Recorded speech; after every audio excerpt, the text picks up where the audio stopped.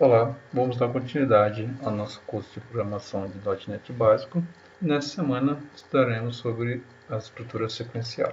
Bom, a gente sabe que a arquitetura de von Neumann apresenta um ciclo de execução que sempre busca a próxima instrução, faz a decodificação e executa ela. Então, sempre teremos sequência de cima para baixo na leitura das instruções. Além disso, a execução do ciclo básico do algoritmo é feita de forma sequencial, sempre da primeira linha até a última, executando as instruções de cada linha da esquerda para a direita. E as informações nos computadores elas ficam armazenadas na memória do computador. E nas linguagens de programação, para a gente armazenar valores na memória, utilizamos as variáveis. Então, as variáveis são espaços reservados e nomeados na memória do computador. E cada variável sempre vai ter um tipo de dado vinculado a ela. As variáveis do tipo int vão receber números inteiros. Toda variável deve ser declarada antes de seu uso. Quer dizer que antes de usar alguma variável, antes de pensarmos em armazenar algum dado, nós temos que declarar ela em C#. A gente vai declarar ela utilizando a seguinte sintaxe: o tipo do variável seguido do nome, ou o tipo seguido do nome igual um valor inicial. Usando esse exemplo, vemos que estamos declarando uma variável do tipo inteiro com nome idade, uma variável do tipo inteiro com nome total, e nessa total já estamos atribuindo um valor 0 para ela.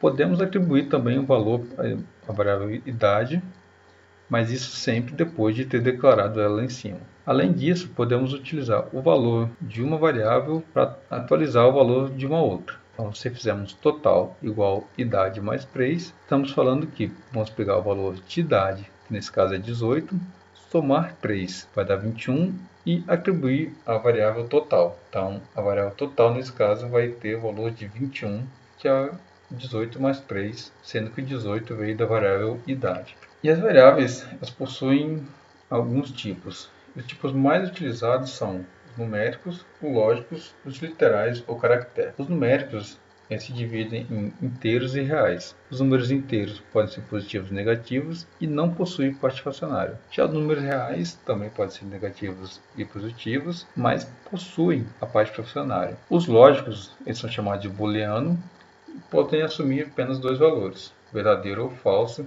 ou true e false na linguagem de programação. Já os literais, os caracteres, são dados formados por um único caractere ou por uma cadeia de caracteres. Esses caracteres podem ser letras maiúsculas, minúsculas, números, mas eles não podem ser utilizados para cálculos, e caracteres especiais, como arroba, ponto de exclamação, interrogação, erro comercial, dentre outros. Então temos que os literais caracteres eles sempre vão estar dentro de aspas simples ou duplas.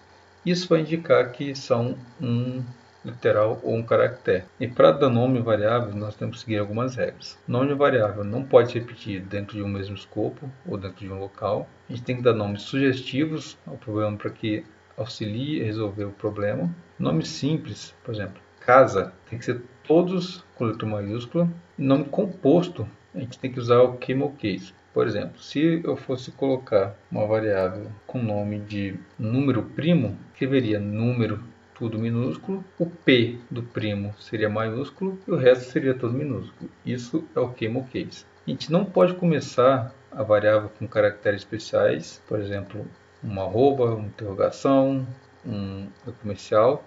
E também a gente não pode começar com números válidos. A gente tem que evitar o underscore e o cifrão para que a gente não fique confuso em saber o que a variável está armazenando. Os nomes não devem conter C cedilhas ou acentos, e nome de variáveis que representam uma coleção de objetos deve ter um nome em plural. Para exibir essas variáveis, para exibir os valores dessas variáveis, a gente tem comandos próprios que a linguagem nos oferece. No C#, a gente vai utilizar o console, o objeto console, vai permitir exibir strings no terminal que a gente está utilizando. Então, no exemplo abaixo, nós estamos utilizando o objeto console para imprimir: olá, professor, bom dia, tudo bem com você? E professor, agora são 7h30. Para a gente exibir isso, utilizaremos o método writeLine do console. Então escreveremos console.writeLine para gerar uma string e criar uma nova linha abaixo da atual. E para a gente colocar a informação que queremos que seja mostrada na tela, a gente vai colocar ela entre parênteses e dentro de aspas duplas. Podemos também utilizar variáveis para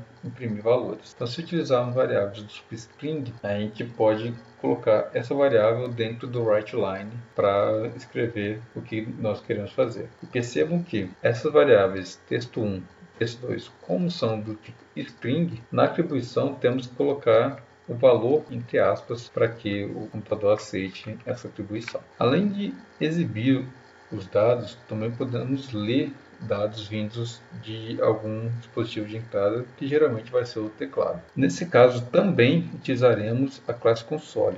Porém, ao invés de usarmos console.writeLine, utilizaremos console.readLine, que servirá para a gente ler algum valor vindo do teclado. Perceba que, ao declarar uma string com um nome de profissão e quisermos ler o valor da entrada do teclado, temos que colocar um ponto de interrogação na frente do string, da declaração de string, pois o console.readLine pode ser vazio. Para evitar possíveis erros, colocamos esse ponto de interrogação para que o compilador do programa não reclame. Agora, falando dos operadores, que são símbolos que representam atribuições, cálculos ou expressam algumas condições. Os operadores podem ser do tipo de atribuição, aritmético, acumuladores de incremento, relacionais e lógicos. Os operadores de atribuição é o igual, então ele permite que a gente insira e altere os valores de uma variável. Olhando o exemplo, nós temos uma variável do tipo int com nome A. Primeiro atribuímos o valor 10 à variável A.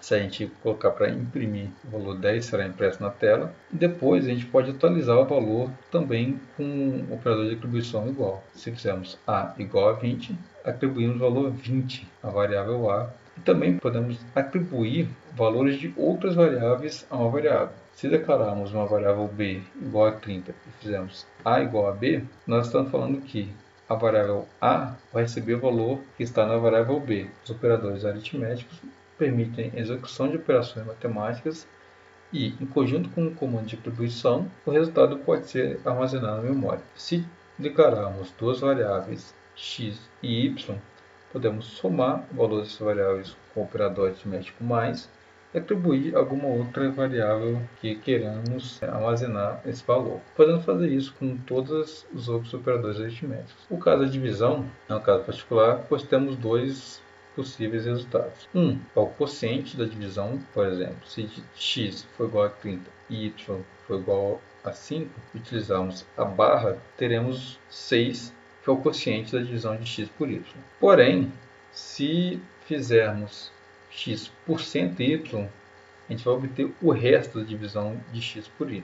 Então, nesse caso, 30 dividido por 5, o resto é zero. E percebam que, dependendo do tipo da variável, se ela é inteira ou real, o resultado também muda. Então, se fizermos a divisão ou tivermos o quociente de duas variáveis inteiras, teremos valor inteiro. 5/2 vai retornar um valor 2. Porém, se a variável que estiver recebendo esse valor for real, o resultado será também valor real, nesse caso é 2,5. Olhando o exemplo, se declararmos duas variáveis, uma x e uma y, os valores de 5 e 2 respectivamente, podemos fazer operações aritméticas nela. Primeiro, podemos somar o valor de x e y e atribuir ela a alguma outra variável, nesse caso resultado. Podemos também utilizar as operações aritméticas dentro do writeLine sem que atribuirmos o valor dela. Podemos fazer x menos y vai dar 3, x vezes y vai dar 10, x barra y vai dar 2, e se fizermos x por cento y, que é o resto da divisão, vai dar 1. O operador de acumulador, que é o somador, é uma variável que vai acumular o valor de outras variáveis cada vez que o código é executado. Então, imagina que num caixa de supermercado, à medida que a gente vai passando as compras, o valor vai sempre sendo atualizado. Então vai ter um valor antigo, que é o subtotal. Quando passarmos mais um produto, esse valor vai ser incrementado do valor do produto passado. Então, a ideia do acumulador é pegar o valor antigo de uma variável, somar a um novo valor e atribuir a mesma variável. Então, podemos fazer x é igual a x mais y. Quer dizer que estamos pegando o valor antigo de x, somando com y, atualizando o valor da própria x. A gente pode escrever x igual a x mais y de uma forma mais simples, que é apenas utilizando x mais igual a y. Isso a gente também pode fazer com qualquer outro operador aritmético. Se olharmos esse exemplo, temos duas variáveis z e w com os valores 4 e 2 respectivamente. Então, se olharmos a memória, teremos z com 4 e w com 2. Se fizermos z igual a z mais w, pegaremos o valor antigo de z, que é 4, somaremos com 2, que é o de w, e atualizaremos o valor de z para 6. Então, na memória, z agora fica com 6. Se fizermos z mais igual a w, acontecerá a mesma coisa. Pegaremos o valor antigo de z, que agora é 6, somaremos com w, que é 2, e atualizaremos z. Então, z passará a ser 8. Podemos fazer isso também com números. Então, se fizermos z mais igual a 10, pegaremos o valor de z, que é 8, somaremos a 10 e atualizaremos o valor de z para 18. E também para os outros operadores aritméticos funcionam da mesma forma. Então, se fizermos z menos igual a 8, pegaremos o valor de z, subtrairemos 8 e atualizaremos o valor de z novamente. Temos também o operador de incremento e decremento, que é um operador contador, que é basicamente você acrescer ou decrescer de uma variável.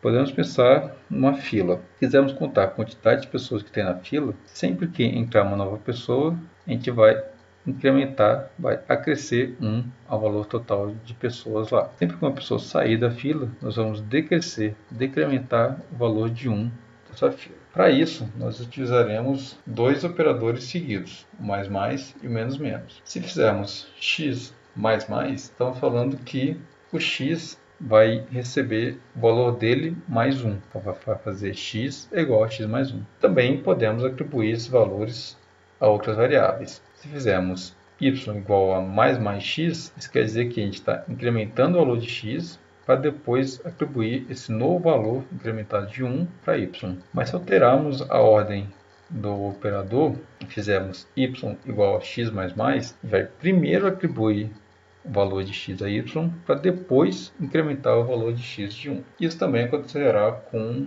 o operador menos. Olhando para esse exemplo, se a gente colocar uma variável p inteira igual a 4, a gente pode incrementar e decrementar ela de acordo com o nosso interesse. Então, se imprimimos p mais, primeiro a gente vai imprimir o valor de p e depois incrementar ela. E se a gente imprimir apenas p, agora depois do mais, o valor dela vai para 5. Porém, se fizermos mais p na hora de imprimir, a gente vai primeiro atualizar o valor de p para depois imprimir ela. Isso novamente vale para o operador de decremento.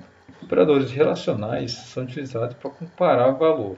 O resultado sempre vai ser um valor booleano, ou seja, um valor verdadeiro ou falso. Se quisermos comparar dois valores são iguais, a gente utiliza o igual. Se quisermos comparar para saber se os valores são diferentes, utilizaremos ponto de exclamação igual. Para sabermos se o valor é menor ou maior, nós utilizaremos os símbolos de menor e maior da matemática. E se quisermos saber se um valor é menor ou igual ou maior ou igual, utilizaremos os operadores, os símbolos menor seguido do símbolo igual. E se queremos saber se o valor é maior ou igual, utilizaremos o símbolo maior seguido do igual. Se olharmos para esse exemplo, primeiro declaramos uma variável booleana para a resposta e vamos utilizar os operadores relacionais para fazer verificações entre valores. Então, primeiro a gente compara se 10 é igual a 11, nesse caso é falso, então a resposta vai ter valor falso. Podemos fazer comparações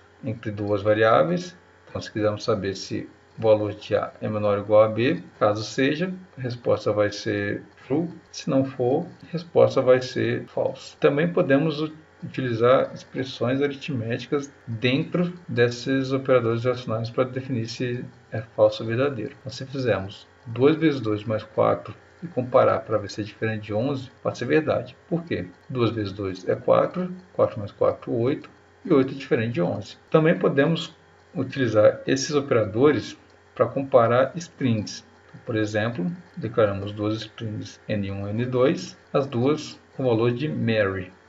Se fizermos a comparação de N1 igual a N2, o valor da variável resposta vai ser verdade. Mas também podemos utilizar outras ferramentas para saber se strings são iguais. Nesse caso, podemos utilizar a função equals da classe string para saber se N1 é igual a N2. Então, N1.equals N2 é a mesma coisa que a gente fazer N1 igual a N2. Os operadores lógicos eles vão avaliar valores ou expressões booleanas. Temos três operadores, o EE, que é o AND, essas duas barras, que é o OR, e o ponto de exclamação, que é o NOW. Para sabermos quais os valores que esses operadores lógicos vão nos dar, nós temos que olhar a tabela verdade. Então, o operador E só vai dar verdade no caso que as duas variáveis forem verdade. O OU